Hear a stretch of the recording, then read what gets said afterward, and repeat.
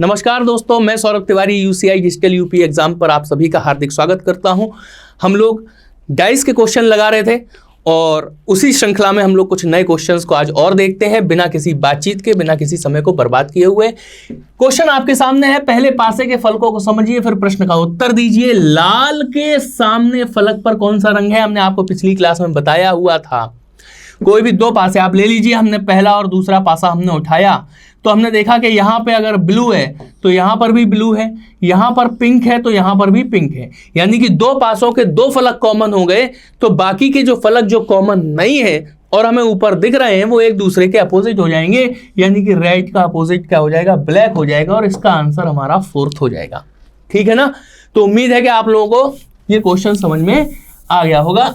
चलिए आगे बढ़ते हैं अगले क्वेश्चन पे। निम्नलिखित चित्रों में एक पासे के 4 रूप दिखाए गए हैं। 3 के सामने वाले फलक पर कौन सी संख्या है? 3 के अपोजिट हमें बताना है कि कौन सी संख्या होगी। चलिए पहले हम देखते हैं। इसमें 5 है, इसमें भी 5 है, इसमें 6 है तो इसमें भी 6 है।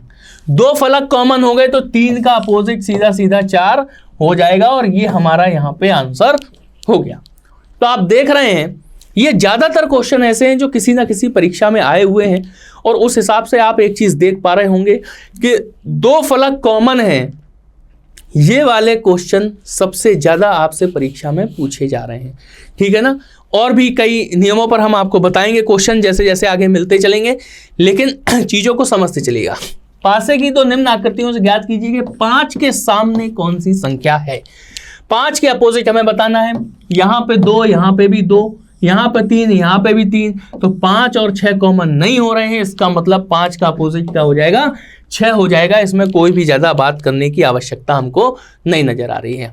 आगे देखिएगा, नीचे एक पासे की 3 स्थापन स्थितियों को दर्शाया गया है। संख्या 6 वाले फलक के विपरीत, 6 के विपरीत हमें बताना है कौन सी संख्या होगी। पहला दूसरा हम अगर देख लेते हैं तो 3, 3, 6, 6 दो कॉमन हो गए, और 6 चूंकि कॉमन में आ रहा तो इसका अपोजिट हम नहीं देख सकते। पहले और तीसरे में हम देखते हैं तो यहाँ पे 3 है, यहाँ पे 3 है, और यहाँ पे 6 है, यहाँ पे 2 है। चलिए अभी इन दोनों में हमें फिर पासा खोल के बनाना पड़ेगा। दूसरा और तीसरा हम पासा हम देख लेते हैं तो 3, 3, 3, 3, 5, 5 ये दो फलक हमें कॉमन मिल गए, तो 6 का अपोजिट आ गया 4। ठीक है ना? तो 6 का अपोजिट 4 आ गया। कोशिश करेंगे कि पासे को हमें खोल के उसका आंसर ना निकालना पड़े, आगे के पासों से हम तुलना कराते चले। ठीक है? क्योंकि पासे को खोलने का नियम थोड़ा सा टाइम टेकिंग हो जाता है, बहुत ज्यादा नहीं होता है। आगे अगर कोई क्वेश्चन ऐसा आएगा जहां पे हमें पासा खोलना ही खोलना है तो हम पासा खोलेंगे भी वहां पर, लेकिन हमें बचना चाहिए अपना 1-1, 2-2 सेकंड का टाइम निकालने के लिए। ठीक है? चलिए एक पासे की 4 स्थितियां नीचे दी गई हैं। पहचान करें कि जब शीर्ष पर 5 हो तो तल पर क्या संख्या होगी, यानी कि 5 के विपरीत हमें बताना है। ठीक है? निम्नलिखित आकृतियों का अध्ययन करें और 3 के सामने वाली संख्या ज्ञात करें। ये शायद धोखे से 2 क्वेश्चन एक साथ हो गए हैं। चलिए देख लेते हैं। पहले हम 5 के हिसाब से लगाते हैं इस क्वेश्चन को कि 5 के अपोजिट क्या होगा। 3, 4, 3 यहां पे भी है, 3 यहां पे भी है। चलिए 4, 4, 1, 6 यहाँ पे अभी नहीं मिल रहा है, 3, 4। चलिए इन दोनों में देख लेते हैं। 1, 1, 5, 5, 5। चलिए सीधा हम खोल के बना लेते हैं। 5 के अपोजिट हमें बताना है तो खोल के बनाएंगे तो सारी संख्या निकल आएंगी। इसमें 3 है और इसमें 3 है। अब देखिए, जब पासे को खोलने की जरूरत हमें कब पड़ती है? जब दो पासे ऐसे हो जिनमें केवल एक फलक कॉमन हो और वो सेम पोजीशन पर ना हो। अगर वो सेम पोजीशन पर है तो हम आपको बता चुके हैं कि सेम पोजीशन वाले सारे फलक एक दूसरे के अपोजिट हो जाते हैं। ठीक है ना? लेकिन चूंकि इसमें भी 3 है और इसमें भी 3 है और ये सेम पोजीशन पर नहीं है, हम इस पासे को खोलने के लिए इस प्रकार की आकृति बनाते हैं। ठीक है ना? इसमें भी बहुत टाइम नहीं लगता। अब आप पहला पासा अगर हम लेके चलें तो 3 से क्लॉकवाइज 4। देखिए पहले तो जो कॉमन अंक है 3, वो हमने कॉमन अंक हमने यहाँ पे लिख लिया इस जगह पे। अब पहले पासे से हम चलते हैं 3 से क्लॉकवाइज 4, तो 3 से क्लॉकवाइज हम चले 4, और 4 से क्लॉकवाइज हो गया 2, 4 से क्लॉकवाइज हो गया 2, 2 से 3, 2 से 3 यहाँ पे भी आ रहा है। इसमें हम चलते हैं 3 से हम चले क्लॉकवाइज तो 5 आ गया, 3 से क्लॉकवाइज हम चले तो 5 आ गया, और 5 से क्लॉकवाइज चले तो 1 आ गया, बचा क्या 6 हमारा बच गया। ठीक है, अब जो अल्टरनेट ब्लॉक जो है वो एक दूसरे के अपोजिट है। 1 का अपोजिट 2, 3 का अपोजिट 6 और 4 का अपोजिट 5।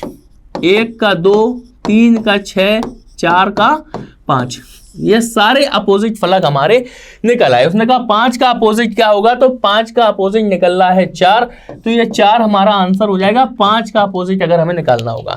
अब कहेगा कि 3 का अपोजिट क्या होगा, तो 3 का अपोजिट फिर हमारे लिए क्या हो जाएगा, 3 का अपोजिट अगर हमें निकालना होगा तो ये 3 का अपोजिट हो गया 6, और 4 किसका हो गया, ये 5 का अपोजिट हो गया।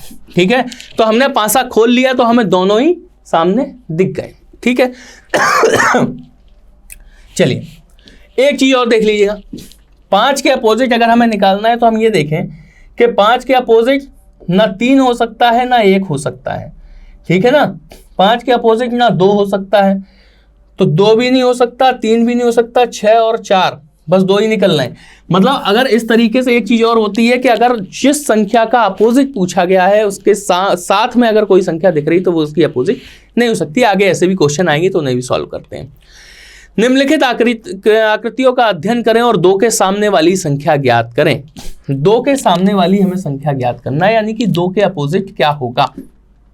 तो आप सीधा सीधा देख सकते हैं इन दोनों पासों में, यहाँ पे 3 है, यहाँ भी 3 है, यहाँ 6 है, यहाँ 6 है। 2 पासों में 2 फलक हमें कॉमन मिल गए, यानी कि 2 और 5 एक दूसरे के अपोजिट हो गए, यानी कि 2 का अपोजिट क्या हो गया, 5 हो गया।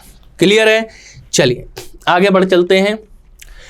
एक पासा 4 बार फेंका गया और उसकी 4 भिन्न आकृतियां नीचे दी गई हैं। 2 दिखने वाले फलक के सामने, 2 दिखने वाले फलक के सामने 2 का अपोजिट हमें बताना है। ठीक है ना देखिएगा, अब यहाँ पे 2 भी कॉमन आ रहा है इन दोनों में, तो इससे तो हमें आंसर नहीं मिलने वाला। ठीक है, अब इसमें देखिएगा 3 4 3 4, इसमें 3 पहले और तीसरे का पासे को अगर हम ले रहे हैं तो इसमें भी 3, इसमें 4 तो इसमें भी 4, यानी कि यहाँ पे 2 और यहाँ पे 5 ये एक दूसरे के अपोजिट हो गए, यानी कि 2 का अपोजिट क्या हो गया, 5 हो गया। क्लियर है ना। तो रीजनिंग बड़ी आसानी से चल रही है, बड़े अच्छे ढंग से चल रही है। उम्मीद है आप लोगों को कोई भी दिक्कत यहाँ पर नहीं आ रही होगी। नीचे पासे की 4 स्थितियां दी गई है, कौन सा अक्षर डी के सामने होगा, डी का अपोजिट हमें बताना है यहाँ पे। चलिए अब डी यहाँ भी है, डी यहाँ भी है, तो इसे रहने देते हैं। ठीक है ना। अब देखिएगा डी यहाँ पे है, लेकिन सी यहाँ है तो सी यहाँ भी है, एफ यहाँ है तो एफ यहाँ नहीं है, अभी हम इसे नहीं लेते हैं। ठीक है, सबसे पहले तो डी के सामने होगा, तो डी के साथ में जो दिख रहा वो तो बिल्कुल भी नहीं होगा। तो डी का मतलब ना तो सी अपोजिट हो सकता, ना बी हो सकता है, और ना एफ हो सकता है, ना सी हो सकता है, ना बी हो सकता है, और ना एफ हो सकता है। आंसर हमारा डी और ए में ही हो सकता है। ठीक है चलिए अब आगे देख लेते हैं, डी की बात हो रही है।